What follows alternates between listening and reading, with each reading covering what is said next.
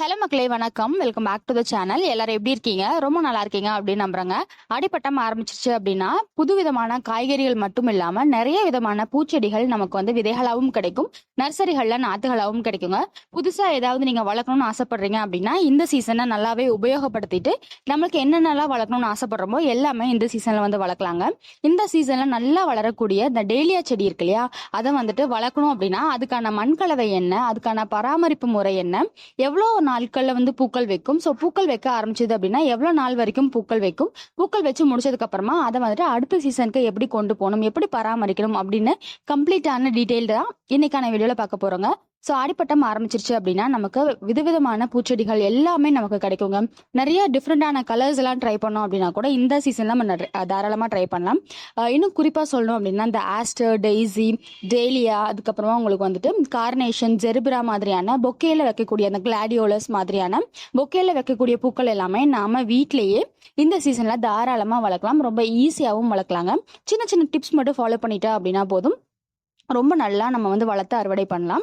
கிட்ட மாடி தோட்டத்துக்கு தேவையான அனைத்து பொருட்களுமே அவைலபிளா இருக்குங்க. Grow bag, seeds, drain cell mat, bio fertilisers எல்லாமே இருக்கு. வேணுங்கிறவங்க வாட்ஸ்அப் பண்ணுங்க. கொரியர் அண்ட் பார்சல் சர்வீஸ் மூலமா அனுப்பி வச்சுட்டு இருக்கோம். கோயம்புத்தூர்ல இருக்கீங்க அப்படின்னா டெலிவரி அவைலபிளா இருக்குங்க. டெலிவரி காஸ்ட் வந்து எக்ஸ்ட்ரா வரும். ஸோ ஆடிப்பட்டம் அப்படின்னு நம்ம சொல்லிட்டோம்னா கொடி வகைகள், காய்கறிகளுக்கு மட்டும் இல்லாம புதுவிதமான பூச்செடிகள்லாம் வளர்க்கணும் அப்படின்னா இந்த சீசன் ரொம்பவே சூப்பரான சீசனுங்க. நீங்க விதைகள் மூலியமா வளர்த்தாலும் சரி, இல்லைன்னா நர்சரியில இருந்து நாற்று வாங்கி நீங்க வளர்க்குறீங்க அப்படின்னாலுமே இந்த சீசன்ல எல்லா செடிகளுமே ரொம்ப சூப்பரா வந்து பூத்து வருங்க. இன்னும் குறிப்பா சொல்லணும் அப்படின்னா செவ்வந்தி, டேலியா, கிளாடியோலஸ், கார்னேஷன் மாதிரியான புதுவிதமான பூச்செடிகள், ஆஸ்டர், அதுக்கப்புறம் உங்களுக்கு வந்து டெய்ஸி மாதிரியான பூச்செடிகளுக்கு இந்த நவம்பர்ல இருந்து ரொம்ப நல்ல சீசனுங்க.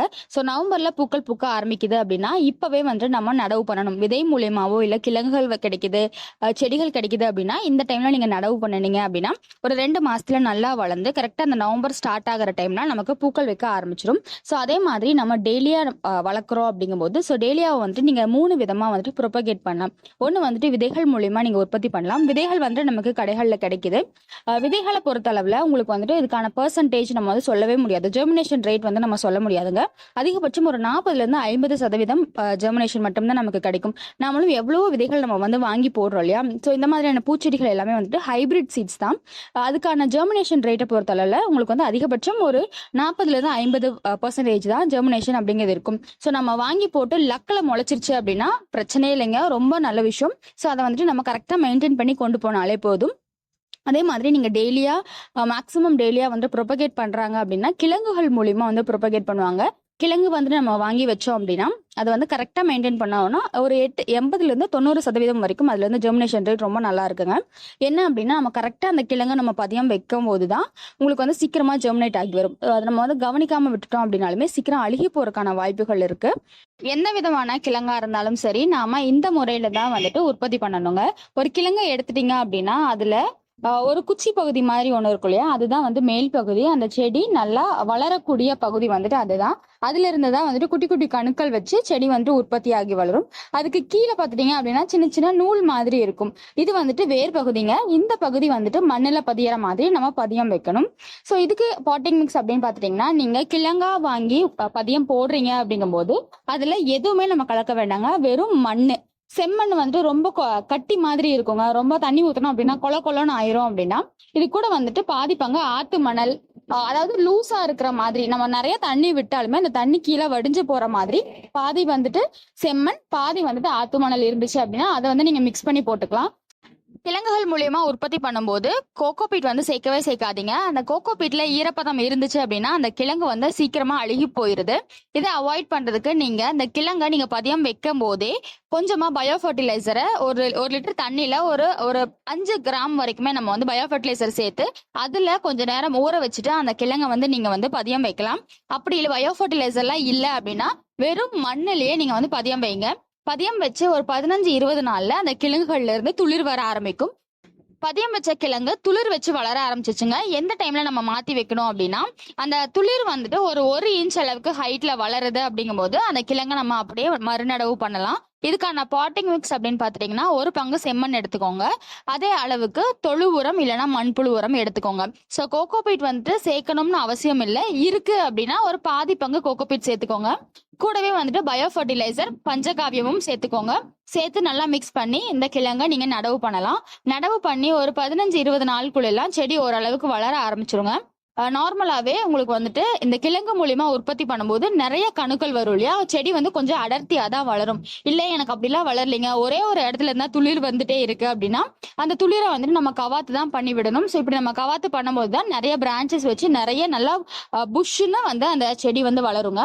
நம்ம நர்சரியில வாங்குற செடிகளுமே இப்படிதான் வந்து நல்லா அடர்த்தியா வர மாதிரி வந்து ரெடி பண்ணியிருப்பாங்க. அடர்த்தியா வளருது அப்படின்னா தான் நிறைய மொட்டுக்கள் வந்து நமக்கு வைக்கும். ஸோ இதுக்கான பாட்டிங் மிக்ஸ் நம்ம சொல்லிட்டோம். இதுக்கான தொட்டி சைஸ் அப்படின்னு பாத்துட்டீங்கன்னா ஒரு கிழங்கு வைக்கிறதுக்கு ஒரு 6 இன்ச் தொட்டி இருந்தாலே போதுங்க. அதுலயே ரொம்ப நல்லா வளரும்.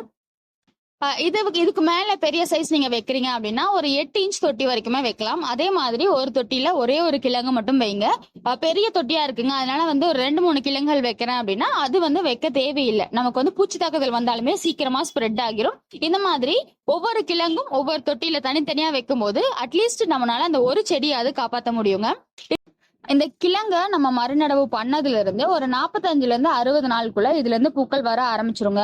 ஸோ முடிஞ்ச அளவுக்கு செடியை வந்துட்டு நல்லா அடர்த்தியா வளர்த்தி விடுங்க. நல்லா கட் பண்ணி விட்டு அடர்த்தியா வளர்த்திட்டு அதுக்கப்புறமா பூக்கள் வைக்க ஆரம்பிங்க. இது வந்துட்டு கொஞ்சம் ஏர்லி ஸ்டேஜ் தான் நம்ம ஸ்டார்ட் பண்ணிருக்கிறது.